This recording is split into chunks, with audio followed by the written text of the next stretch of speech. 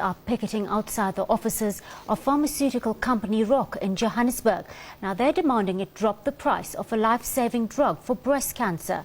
They say this drug currently costs R500,000 and that it puts it out of reach for people who need the medication desperately. This protest was organised by the Treatment Action Campaign and drew people from different parts of the country, including KwaZulu-Natal and the Eastern Cape. Organisations represented here include Advocates for Breast Cancer, the Cancer Alliance, Cancer Association of South Africa, Doctors Without Borders, Section 27, and an organisation called Wings of Hope.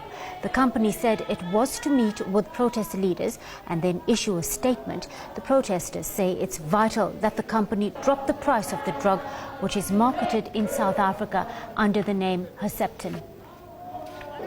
We don't think it's acceptable that Roche is charging nearly R500,000 for a critical, life-saving breast cancer medicine. It's not available in the public sector except in very limited circumstances, and the problem is that it's too expensive. In the private sector, the medical schemes aren't wanting to pay for it because it's too expensive. So people are having to fork out R500,000 or just go without this medicine, which is a life-saving medicine for them.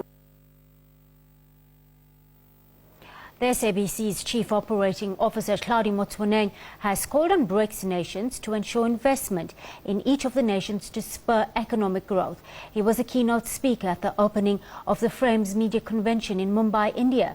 Our reporter, Tumahole Mohlodi, spoke to him earlier.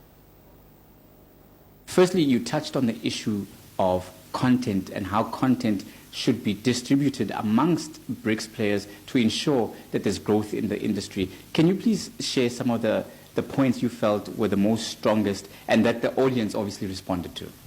I think from me, it is important that SABC, as a public broadcaster, we also partner with other broadcasters, especially public broadcasters in BRICS countries.